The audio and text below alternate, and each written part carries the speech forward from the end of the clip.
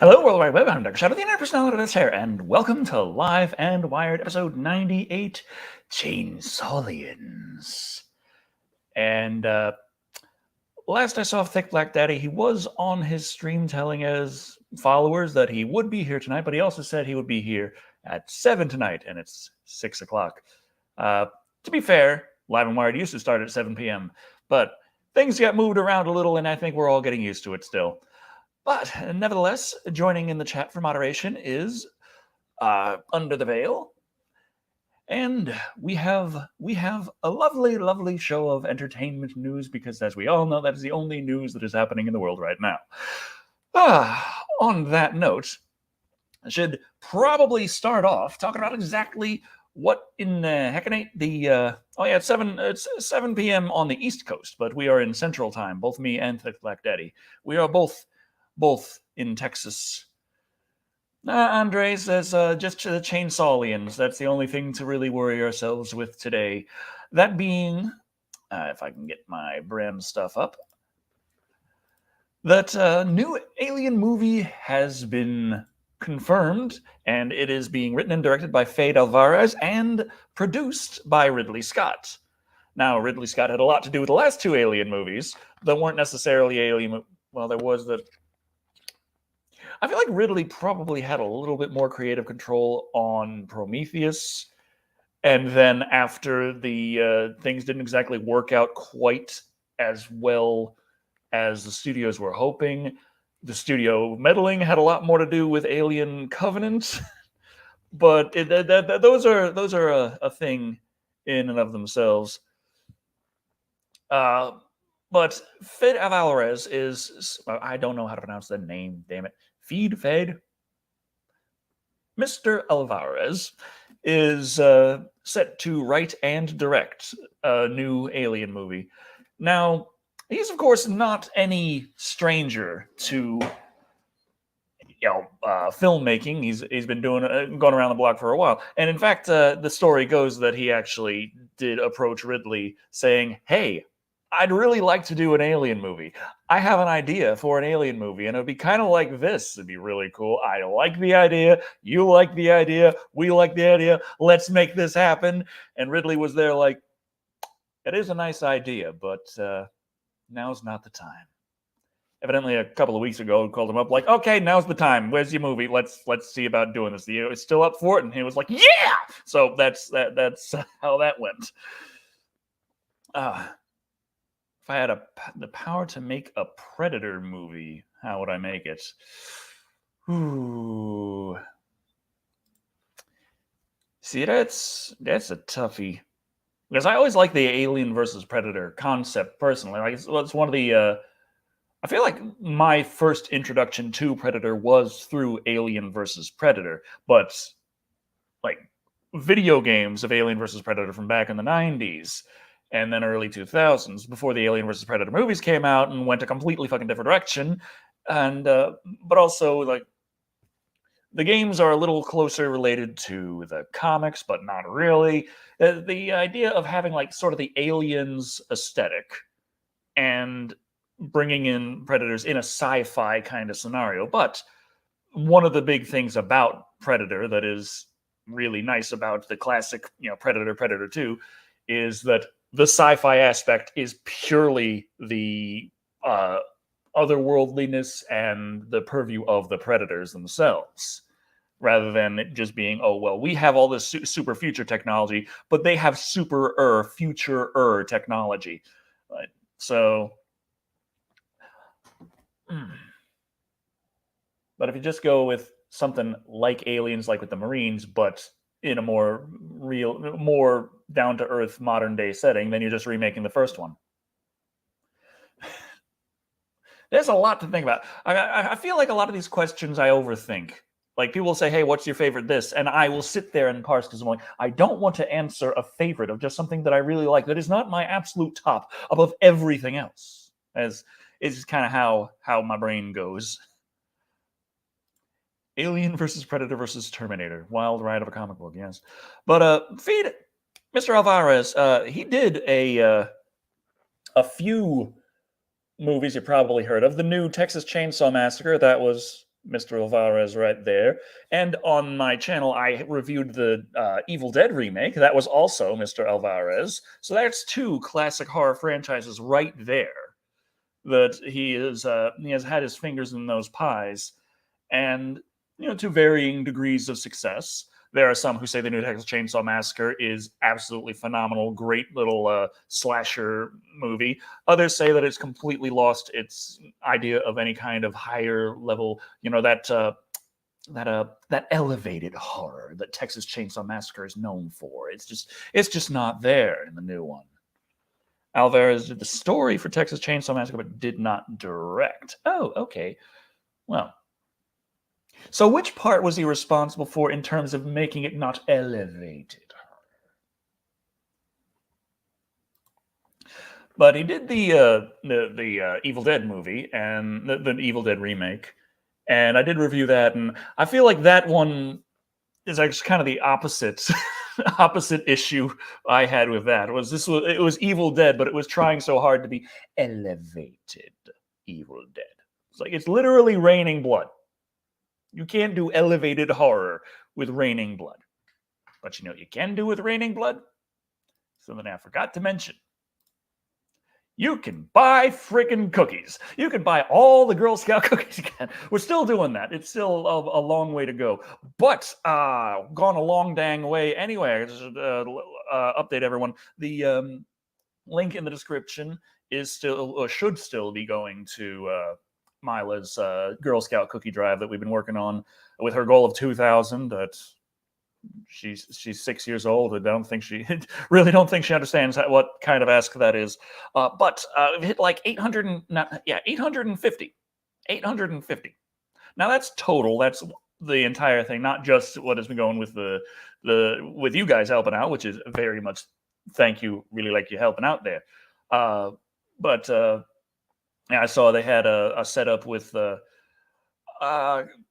about 40, 60 boxes or so outside of my fiance's mother's salon. So, there's that. No. I don't have kid. She is my second cousin. She is my second cousin, Mila. I mean, she's young enough to be my kid, and I'm old enough that she could be my kid, but she is not my kid. It is, thing. But still got lots of cookies to sell, as you see. 850 is a lot. Still need 1,150 to go, though, to hit that goal by the end of this month. Still working on it. I'm probably going to make another community post on the 16th about just that. So, Aliens versus Home Alone Kid. Oh, that I have a feeling that it would end very quickly with a face hugger.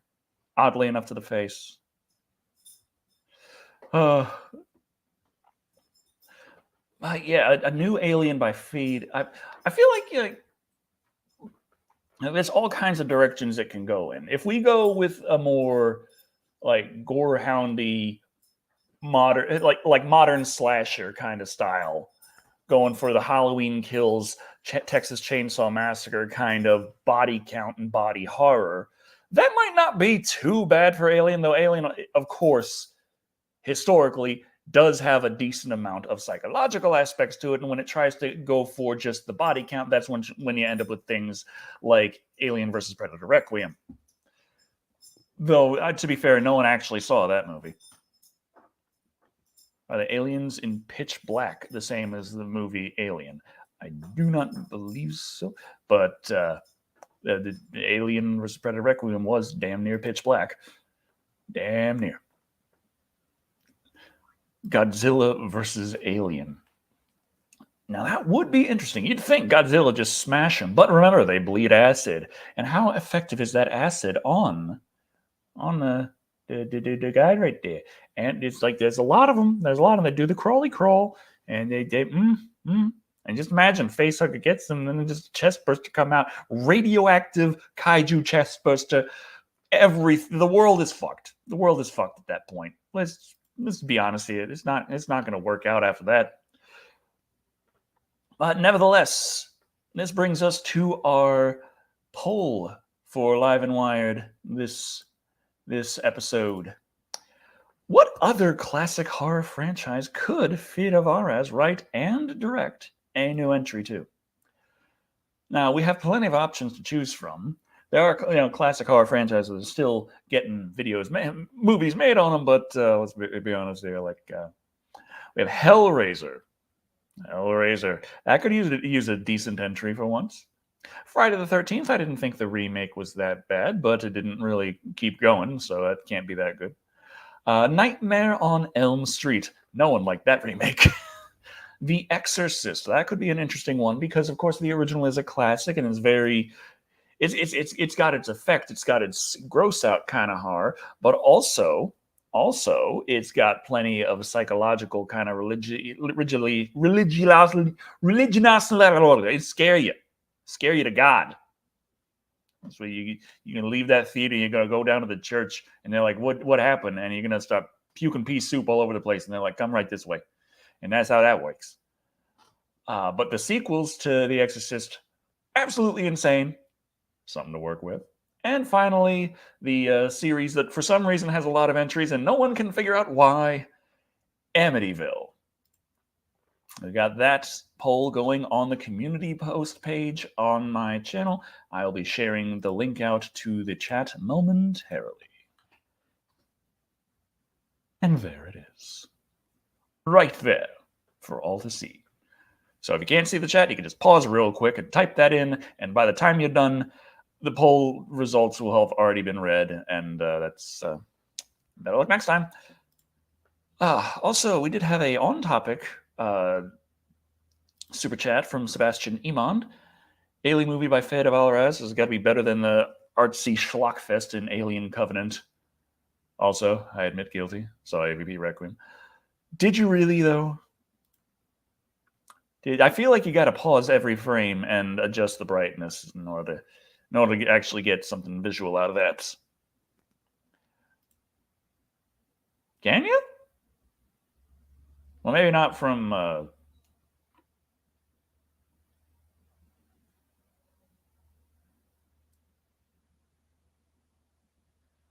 StreamYard. Yeah, that's the thing I'm using.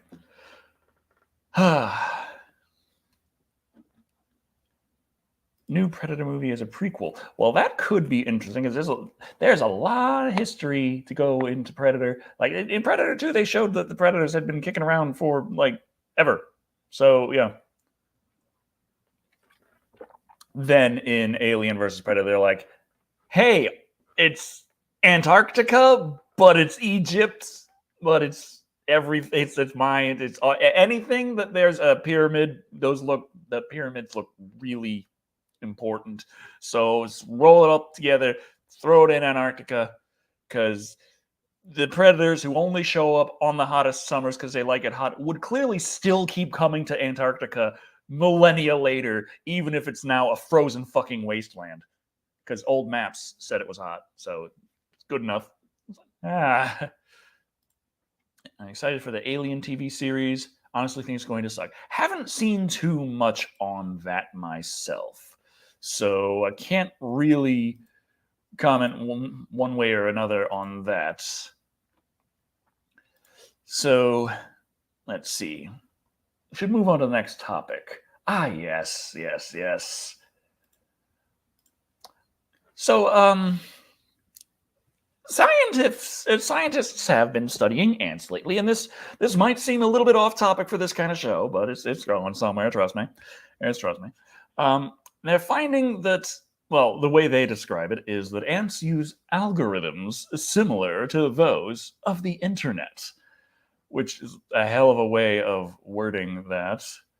A little excerpt from evolutionnews.org's article says scientists found that ants and other natural systems use optimization algorithms similar to those used by engineered systems, including the internet. The algorithms invest incrementally more resources as signs are encouraging, but pull back quickly at the first sign of trouble. The systems are designed to be robust, allowing for portions to fail without harming the entire system.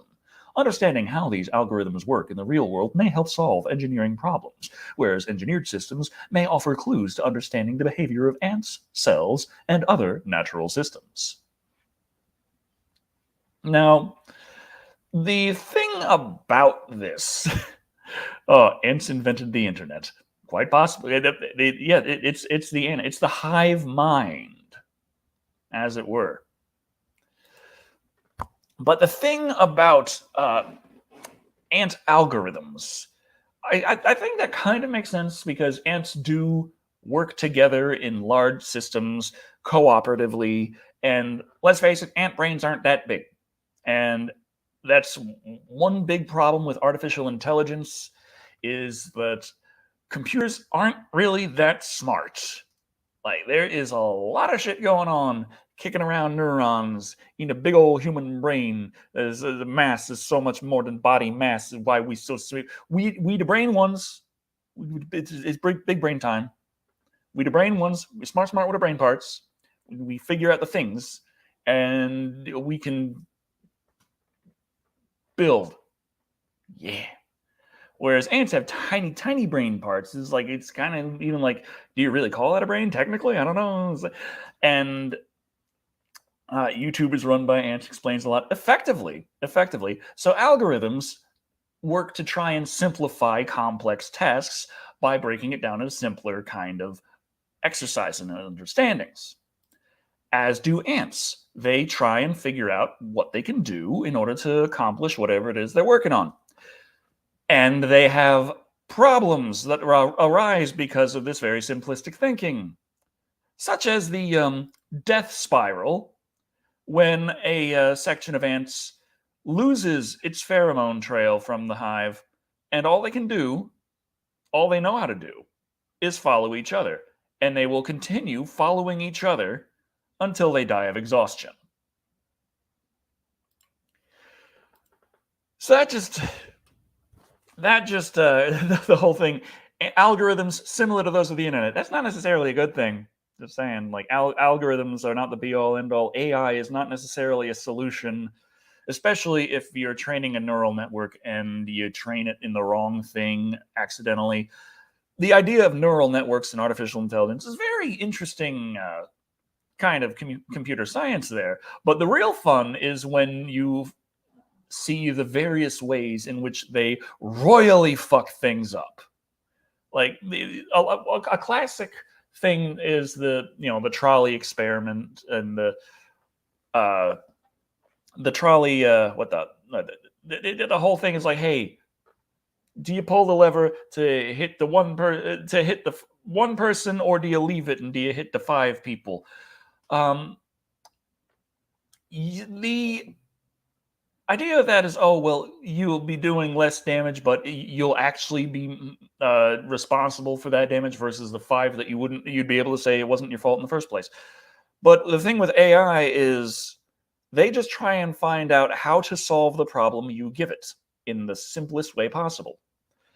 There was a neural network set up to try and figure out exactly how to land a airplane as smoothly as possible. How to have the perfect landing for a jet onto something. And the program that the AI had access to train had a bug where if you overloaded the physics, it came back with a null result. So it had the solution of how to get 0. Smash the jet into the ground as hard as possible, overload the physics, you get 0. Can't do better than 0. And that's kind of how a lot of algorithms work. Like, speaking of algorithms fucking up,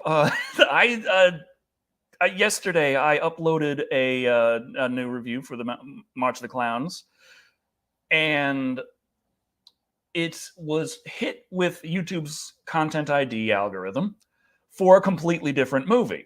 And that's doing me a concern, because when it is an actual match and you have that company to go back and forth with, in my experience, usually that goes relatively smoothly. When you get matches for things that do not, it is not that. Like that big fight I just had over the Elvira episode that came out several years after my video, and it resulted in me getting a strike on my channel for a while. When it's things that are that asinine and that out of the question completely wrong, it's a bigger fight, always. So as it stands, the video is still blocked worldwide. They haven't responded to my dispute, pointing out that number one, the claim is for content that is not even in the video they're claiming. And number two, since there is no option to claim that, I can still have the right to use this footage as fair use. So here's a fair use defense. So yeah, those silly YouTube ants. And fuck YouTube sometimes. Yeah, I got in contact with the team YouTube on Twitter, and they told me that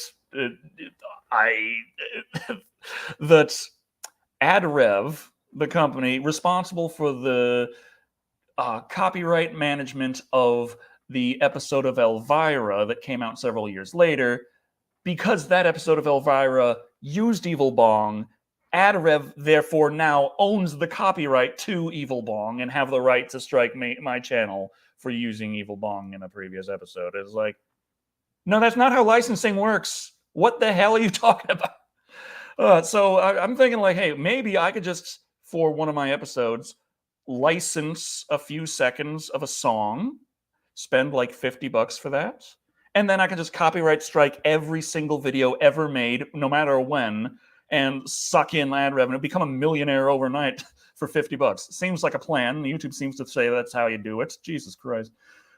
Just for the record, that is a joke for legal reasons, because I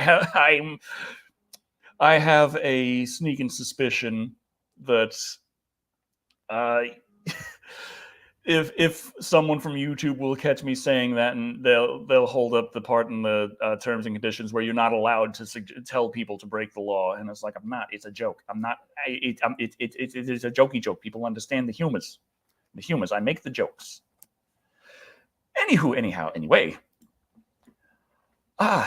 In terms of strange business decisions and big business decisions, I was thinking to check on general news regarding any big acquisitions in the world, since that's happening a lot lately. And here's one that has just gone through, though technically the news of it is a year old, but the deal has gone through. $16 billion for Nuance, which is a speech recognition company. Speaking of algorithms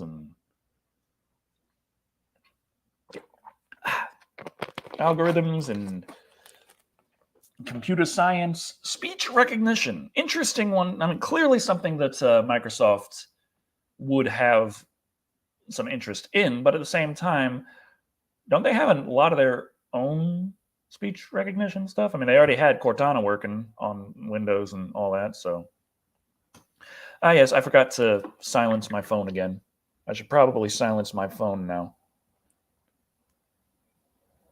Let's see, where is the... there we go.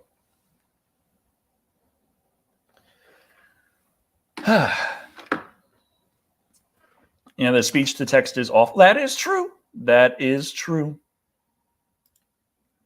I will be reading the super chats at the end of the show. Trying to keep things generally on topic as we move along. And I'm out of focus again. I have Cortana working. Kind of, sort of. The Microsoft's Cortana is effectively, well, I would say Siri, but let's be honest here. Cortana is more like Bixby. It's... to be fair, I think Cortana is a little better than Bixby.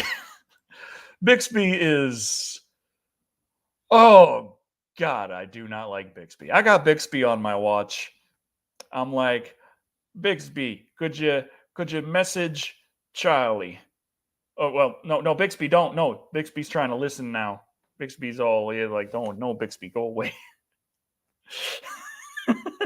I should have known that would happen.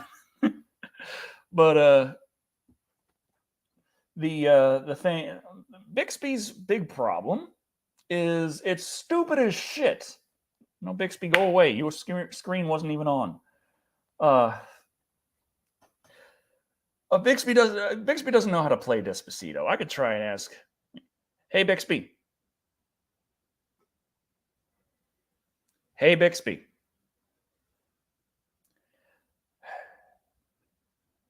Now they're not listening to me. Hey Bixby. Play Despacito. And it's just lagging like, oh hell. Oh, is that actually going to do something? Hey, if I had a Spotify account, that might actually have worked. It's still lagging like hell. I feel like I should probably restart my watch. I thought I did a couple days. Oh yeah, that's right, because it needed an update, so I just restarted it. Okay. But I was trying to, like, because I'm driving and I don't want to bring out my phone and do texting because that is how you die. So I'm there like, okay, I can drive and I can just talk to my watch and like send a message to Jolly. And I'm like, okay. Well, first of all, she was Zombabe on my contacts. So I was like, hey, Bixby, message Zombabe. And Bixby's there like, no one on your contacts list is named Zombie. Who should I send this message to? No. Zombabe. You don't have a zombie. Who should I send this message to? I'm like, okay, if I change contact, it's like Charlie, E-Y. And I'm like, Bixby, send message to Charlie. And Bixby's there like, there's no Charlie, I-E. Who should I send the message to? I'm like, fucking Charlie! It's like, Bixby doesn't know shit. So, yeah. Driving me nuts. Driving me to the crazies. It's all I know how to be driven to. So, if Nuance actually is decent voice recognition, that could mean something good for Cortana moving forward, which is good for especially, say, the Microsoft HoloLens, that whole project, because there is no keyboard on that. And even if there was, it would be a holographic keyboard. Holographic. It would be... You have the VR augmented reality going over the lenses, and you can kind of see through it because it's kind of shitty. So it ends up looking kind of like holograms, but not necessarily, because like your field of view isn't even really that good. So you have kind of a window in the world through the lenses that you can see holograms through. So trying to use a holographic keyboard like that, it would be huge, and you wouldn't even be able to see the whole thing as you're going. And there'd be obviously no tactile feedback because you don't even have controllers to hold on to for a little bit of vibration feedback. It's just your hands. So you'd have to be looking at every relatively large key in order to get it to work. So in order for you to actually send messages and stuff with the HoloLens, it has to be through dictation. So Microsoft's voice-to-text being kind of ass really hurts that. Like, the HoloLens is a Kinect you strap to your forehead and little glasses that have some augmented reality going on.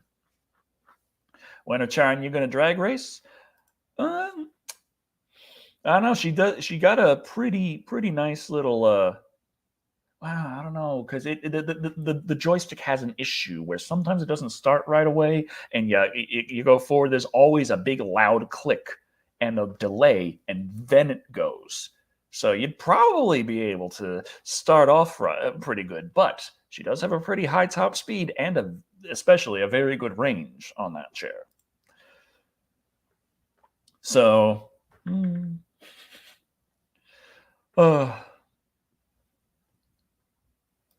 It's because we have a light. No. God dang it. Okay.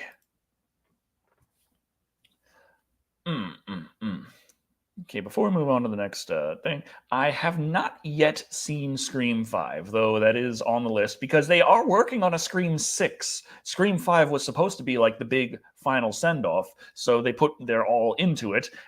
And when you do that, you make a good movie, and people are like, oh, the studio's like, okay, well, this franchise is alive again, make another one. It's kind of similar to the original Scream, in that the original Scream was more set up by Wes as a send-off to the slasher genre, and it ended up doing so well, it revitalized the whole fucking thing. So, that's fun. So, speaking of sequels, there is a I Am Legend 2 that is evidently currently being worked on. Now, if you know about the story behind the original novel that I Am Legend is based on, that Mega Man was all that. The idea of there being any fucking room at all for a sequel makes absolutely no goddamn sense. But I do know the Will Smith I Am Legend didn't actually end like the story is supposed to end. It had a more happy Hollywood ending with some kind of hope bullshit in there. But yeah, there is a new one in the works, and evidently they're going to be bringing back Will Smith, and they will have Michael B. Jordan. Excerpt from the movie web article. Plot details on the new I Am Legend have not been divulged. There have been earlier reports of a new movie nearing development, though that was unclear and when this take will be like. As far back as 2008, Will Smith teased possible follow-up films, which at the time was being thought of as a prequel. If made, the concept would have seen Smith heading from New York City to Washington, D.C. to make a last stand. So, how the Fun thing, that was actually going to be a topic on on thing. Then something else came up, and I decided to stop talking and not really talk about Elden Ring in this episode. No, Elden Ring's been pretty huge for a niche kind of genre like that. Kind of impressive. It's it would be kind of the same as if EDF just suddenly took off and every YouTuber and Twitch streamer out there was playing it. I'd be like, cool, but that's weird. But yeah, I Am Legend 2. Now, I'm pretty sure we all know the story of I Am Legend. Like the original story is, hey, fucking vampires. Vampires everywhere. Entire goddamn human race annihilated by vampires. Me, I'm the last man on Earth. So I just kind of stroll around during the day doing my part to murder vampires, as you do. And, well, it's just kind of hard. One thing leads to another. Things don't exactly go so well, and they end up capturing me and all that, and they haul me over to everyone and all this, and they string me up to kill me. And that's at that point I realize, hey, wait a minute. The world's just changed now. These are the people now, the vampires. They're just the normal fuckers now. I'm the monster. I'm the one. I am legend. Oh God, they killed me right when I said the thing. And that's kind of how I Am Legend goes. Whereas the Will Smith one is like, hey, it's a virus that turned everyone into vampires, effectively zombie vampires. And then they just kind of like, hey, here's a possible cure, vaccine, something, I don't know. But I forget exactly how the Will Smith one. And I remember there being a lot of stuff about it, but I can't quite put my finger on it because I honestly did not see the Will Smith one. I saw the Omega Man. I saw I Am Omega, the Asylum version of I Am Legend. One of Asylum's better movies, actually. Yeah, basically the plot is the main character is the boogeyman. Pretty much.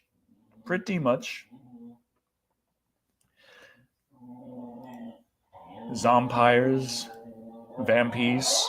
Yeah, there was another like I Am Legend kind of ripoff at the same. That's what it was. I think the Steven Seagal movie, something the dark. Jesus. Wait.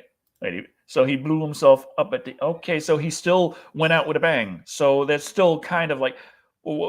Are they gonna like have Will Smith's head like kicking around, or does he come back as a ghost? Because we already got vampires, may as well do the full 9. Oh, so he did make a cure. Oh, great. And then the human woman was actually human in this one. Okay, because she was like not really like I think in the original story it was that they started to get used to the sun. It could come out sometimes against the dock. Yes, that Seagal flick, which was kind of I Am Legend-ish, but in that one the enemies were clearly zombies, but they kept calling them vampires. And it's like, no, those are fucking zombies. Like, there's no ifs, ands, or buts with these. These aren't vampires that are put together kind of zombie-like. These are zombies, and you call them vampires. All right. I did like the Vincent Price movie, but I did also find it's got its own little idiosyncrasies with the fact that there are certain tropes from movies made in that time period that you just have to have, and that was no exception. The Omega Man, and it was kind of funny to me seeing him like have that big chase, go fight people, kill a couple of them, and then they finally get him at the end of all that stuff, and then he's there. They were afraid of me. It's like, no shit, you just killed several. What do we think? They're just like, oh well, you got a Greg. He was an asshole anyway.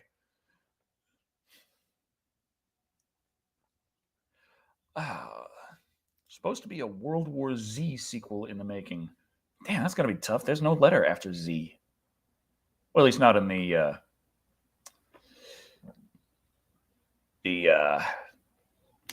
Romanic alphabet. Perhaps in another. Perhaps. Oh, the DVD had an alternate ending closer to the book? Closer. I assume the human lady actually was still human in that one, too.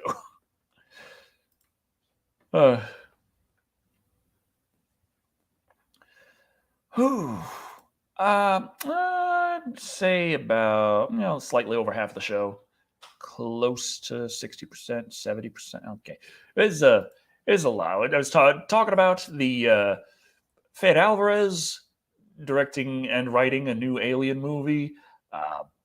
The scientific discovery that ant brains work kind of like algorithms. Microsoft buying yet another company for $16 billion. And now, I Am Legend 2 with Will Smith and Michael B. Jordan. So, yeah, that about brings us up to speed there. Oh, geez. Sorry, I'm having a slight bit of difficulty concentrating. I was really hoping that Thick Black Daddy would be here. He almost was. Almost. But, also there was a bit of a thing just here. Crap. Speaking of not concentrating, I haven't been doing my virtual backgrounds right. I was supposed to be like, I'm talking about Alien now. See, I'm in an alien hive. Oh, we're going to talk about the ants. Look at the big freaking anthill back there. Oh, look at this. Look at this big freaking pile of money, like $16 billion. Also, I Am Legend. Hey, here's a scene from it. Here's a scene. We got all the backgrounds today. But I did remind you to buy the damn cookies. Anyway, I Am Legend get a sequel. Ooh, that's a doozy. But you know what else is kind of a doozy? The stuff they are doing right now with Gran Turismo 7, which I was actually thinking about picking up, but I guess it's still going to be a bit of a pain in the ass. I'm going to have to see overall how the balance is between it, because there's things about the microtransactions that are kind of annoying. During remember when Activision Blizzard put together Crash Team Racing and they had all the reviews go out and everything was all great and good and everyone liked it, and then like a couple of weeks later, then they dropped the microtransactions and they were predatory as hell. Sony waited about a day after the reviews were in. They're like, okay, that's enough. Let's get it in there, baby. And yeah, they're pricey. They are pricey. Now, the thing with it is, it's a lot of the articles I was seeing are pretty much saying the same car that you could buy in Gran Turismo Sport costs like 8 times as much to purchase it in Gran Turismo 7, which is technically true.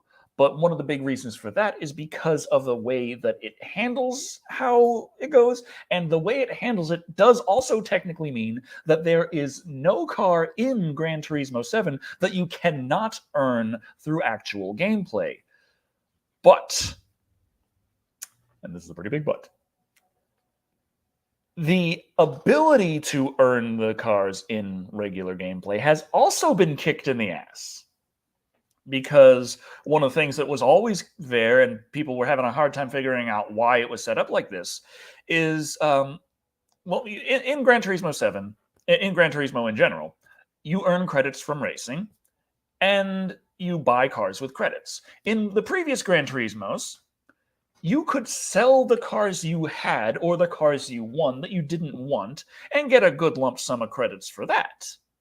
For some reason, they did not allow you to do that in Gran Turismo 7. And evidently, one of the reasons for that is because of this. You purchase cars with credits, but you can either earn credits in-game or you can purchase credits through microtransactions. But you cannot get a large amount of credits back anymore for selling off the cars in your garage that you don't want. That's not an option for you anymore. So it has to be a grind or pay up.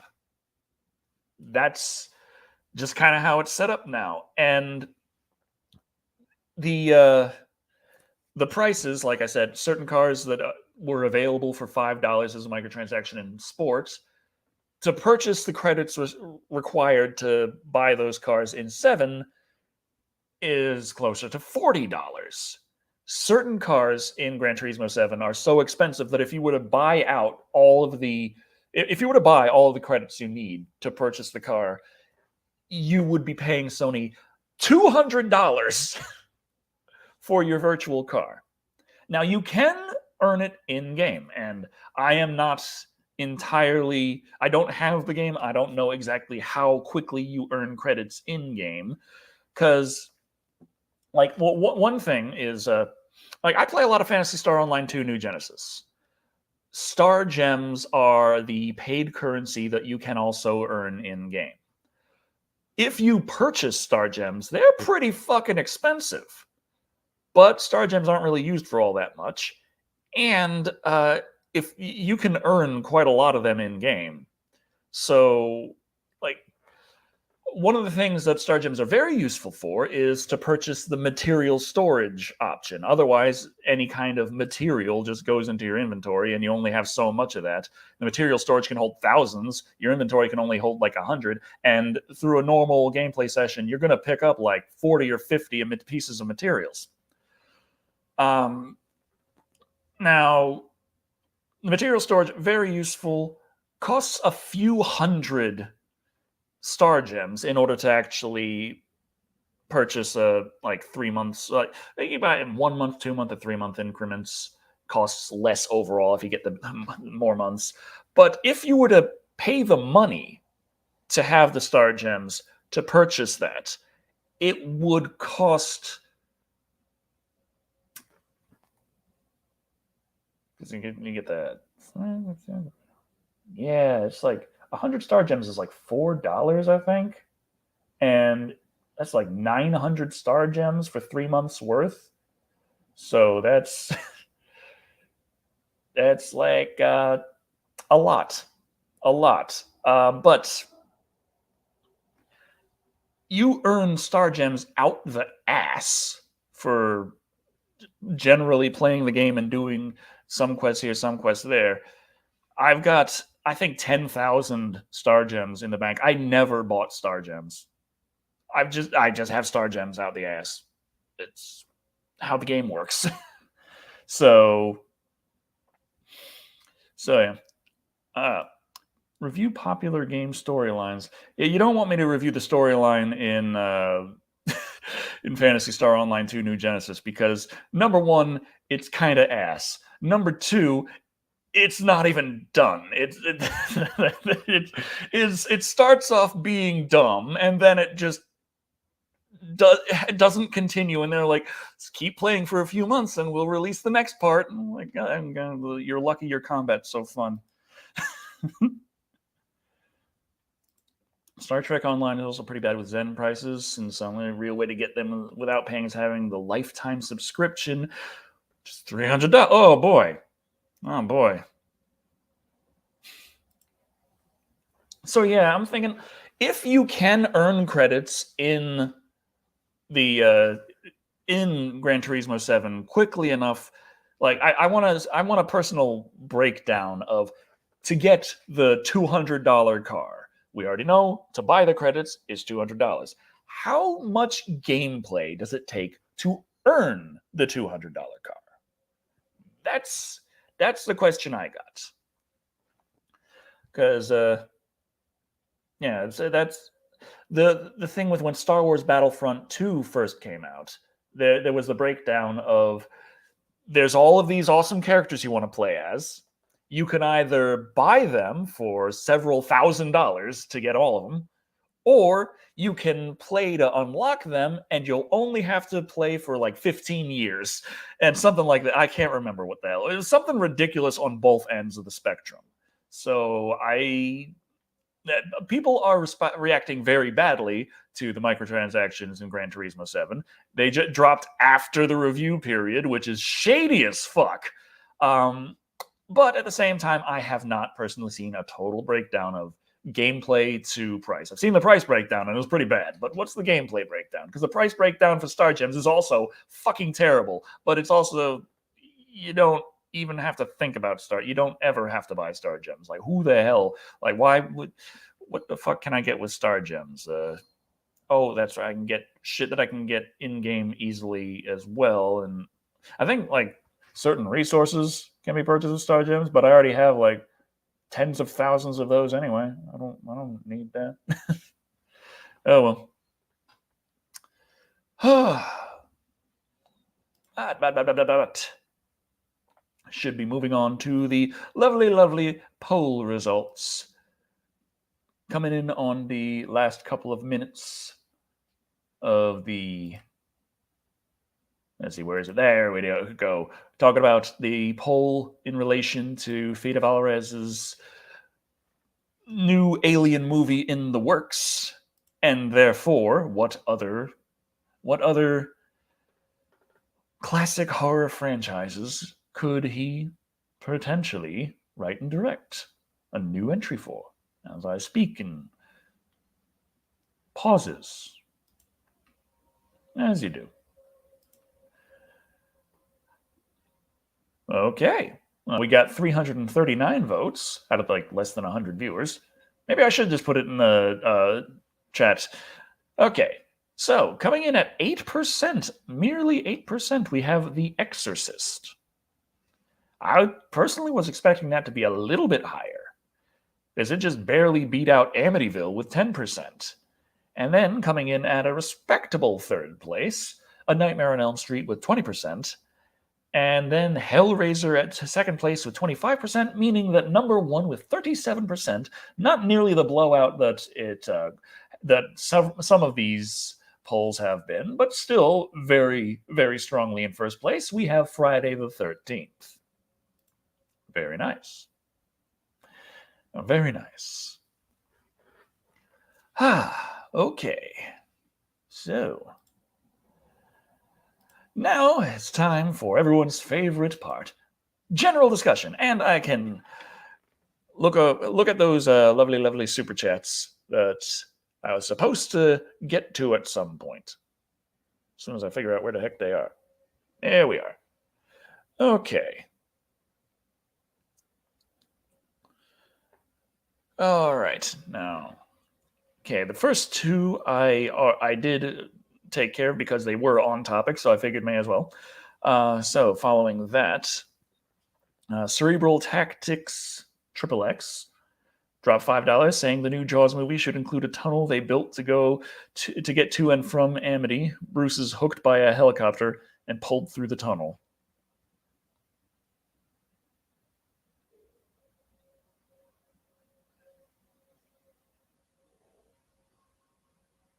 Wait, so above ground?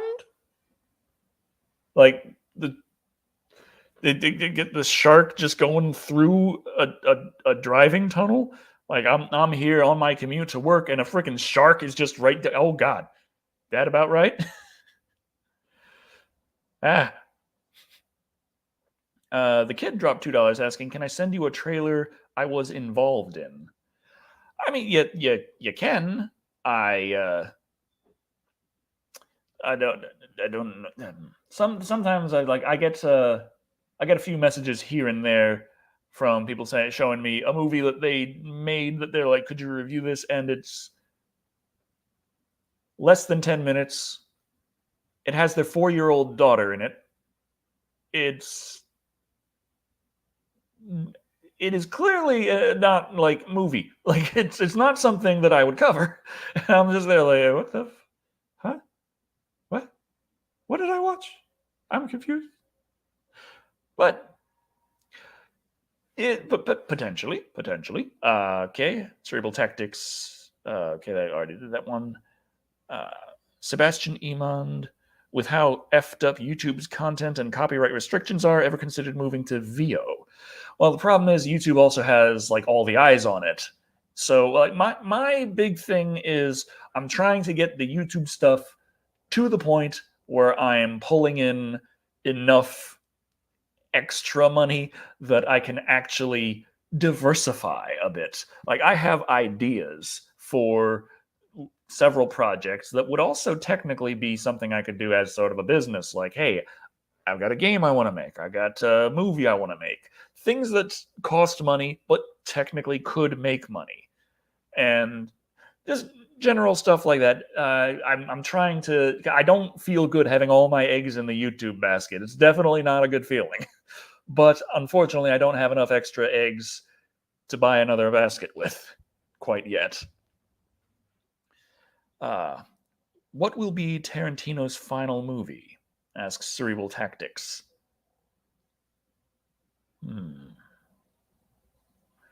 Tarantino could do an alien film. I want to see someone going like absolutely nuts with dual wielding pulse rifles, and I want to have Daniel Radcliffe in it as the robot. That's what I want. Sebastian Emond dropped another 5, saying with how they've been remaking Charlton Heston classics like Ten Commandments and Ben-Hur, how long until Omega Man is remade? Probably like right after I Am Legend 2, if it does well enough. Because then you're going to get all the people who are like, hey, who has the rights to what that is similar enough that we can make something that people know about and we technically have the rights to, and we could just pull in a decent amount of cash that way. Sebastian Iman dropped 2, saying, Fred, if you're real, you better tell me now. And another 2 asking, Summer of Bruce Willis. Now that could be an interesting little concept right there. But I did a ton of Bruce Willis movies already, but there are plenty more. There are plenty more, and I could probably find some that I haven't really. Let me take a look-see here. Bruce Willis. I added an E there because I said Willis. Okay, it says IMDb page. So I did the Die Hard series. Yeah, he's done a lot of movies lately, too. But the first Deadly Sin in 1980, he played man entering diner as Delaney leaves. Uncredited. Okay, yeah, that's not the kind of thing to do for a summer special with Bruce Willis. But I'm not thinking about doing one anytime soon. But it's, oh boy, look who's talking. He did the voice of Mike. Oh no, that's right, he did. No.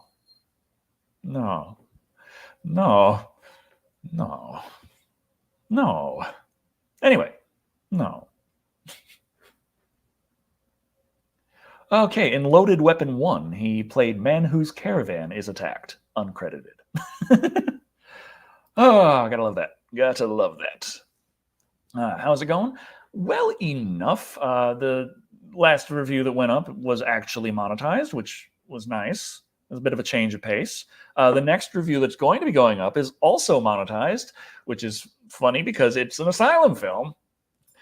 And it, of course, was hit. And, of course, they did fight me. And, of course, I fought back. And I did that before fighting for the previous one. Like, I finally got past the strikes, and Scream 2 review got its stuff taken care of. And which review was that? The one that got demonetized, or the one that... Well, the point being... The one that is coming up that I did, I fought the Asylum for the, over fair use or not. And, Asylum did as Asylum does. They rejected it in an attempt to keep the ads running so they can make a little bit more scratch that way. And then after I disputed that further, they're like, okay, well, this guy's fighting. We don't want to strike his channel or anything. We just wanted to see if we can make some money here. Okay, you can have it. Last one I did... The Blood Harvest review was fully monetized. Never had a problem with that one. The previous Asylum film, though, that one gave me trouble. And unfortunately, the Ape versus Monster review, those ads were going to the Asylum because I wasn't able to fight it any further because I had the active strike and the potential strike from Scream 2 sitting in the wings. So I was like, okay, if I do fight this further, I open myself up to another potential strike. And hey, if that happens, bye-bye channel. So, yay. Wasn't able to actually make any money on the Ape versus Monster review, but I was able to get it disputed now. But the point is, Valentine Bluffs. I'm confused. Oh, that's the trailer you're talking about. Valentine Bluffs. Now I'm going to Googly that.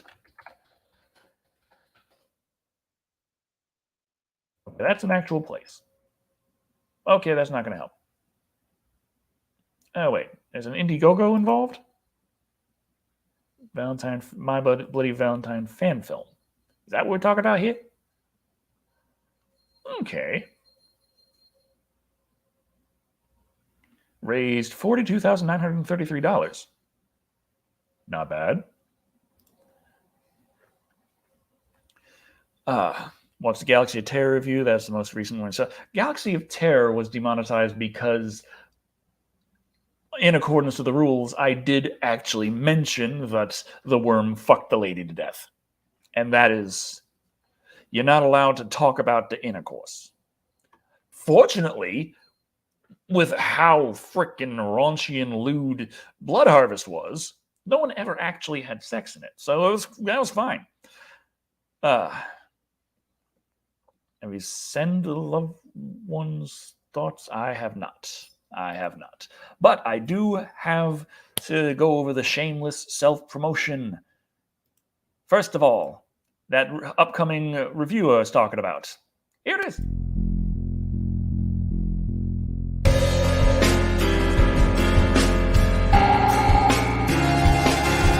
A small group of stupid teenagers make a series of stupid decisions and practically hand themselves to a psychotic killer clown who is picking them off one by one as disorientingly as possible.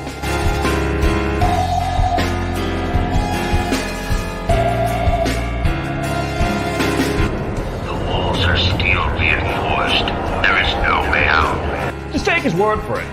I think the walls look like half-rotten 2x4s that could easily just break through, but he says they are solid steel. Can't do a thing about it.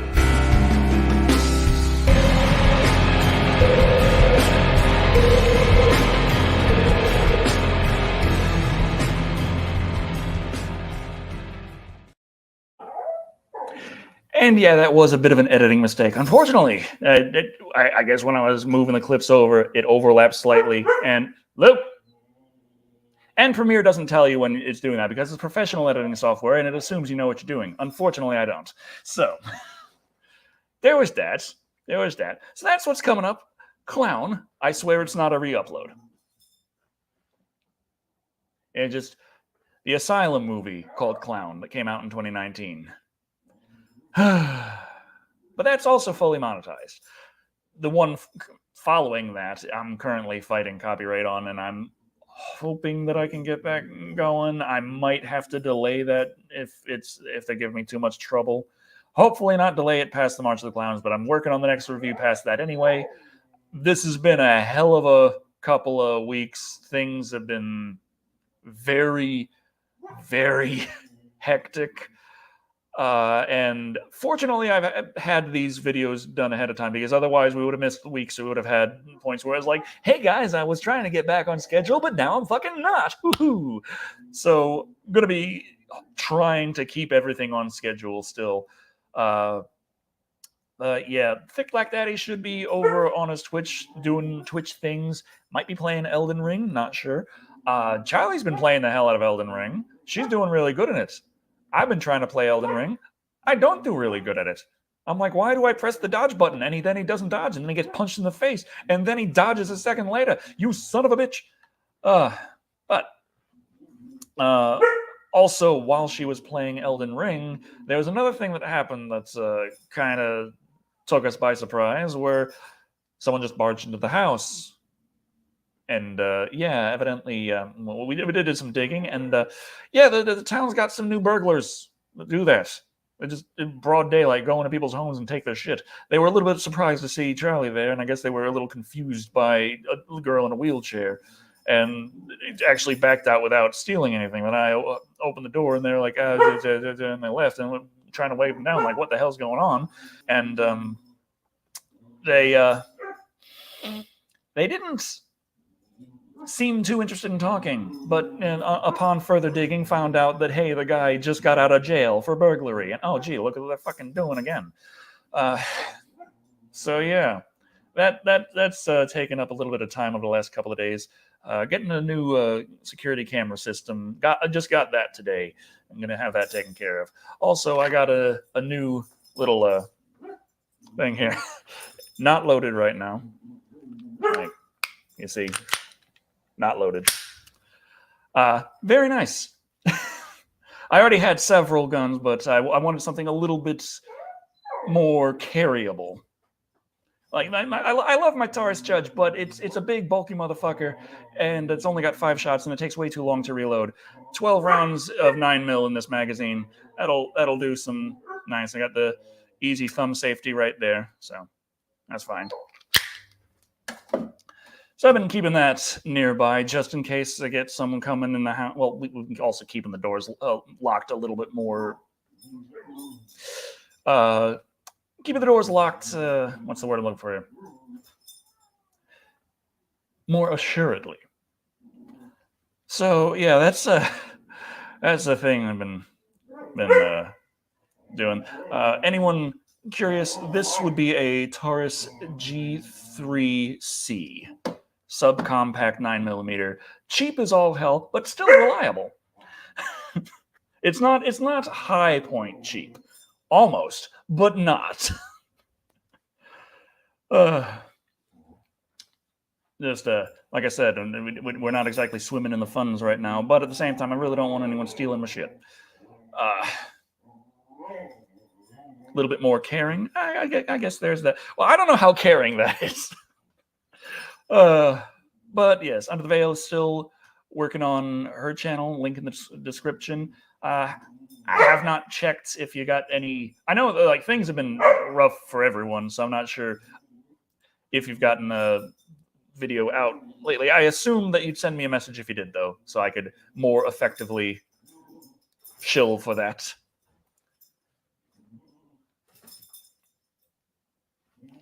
Percent of slider flying in. I say no. No. Been pretty stalled. Yeah, I get that. But one more thing before I go. There is a potential. I've been trying to work a bit with Trauma. This should be an interview with Lloyd Kaufman. If everything goes right, if everything goes well, I'm hoping to have that up next week. So Wednesday should be a new episode. It should be the clown episode of the reviews, and then Saturday next week should have a little interview with Lloyd Kaufman over the upcoming Trauma film #Shakespeare's Shitstorm. I opted for a little interview discussion instead of a traditional review because it's not out yet. People really don't want me doing long-form reviews of spoiling absolutely everything and showing all the clips from movies that aren't released. And also, it's Trauma, and oh my god, there's a lot of shit I cannot show on my YouTube channel. Lloyd Kaufman is in Valentine Bluffs. He's a friend. Yeah, he seems to be a friendly guy from what I've seen. I haven't interacted with him myself, but I'm hoping for the best. But that should be all. Lou is going absolutely nuts over there. So, let me get back to my house. There we go.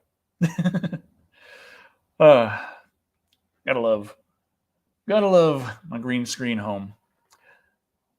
But thank you all for joining. I have been Decker Shadow. And remember, knock before going into someone's house, even if you're trying to rob them, because if someone's actually home, it's going to be a hell of an awkward situation. Lou?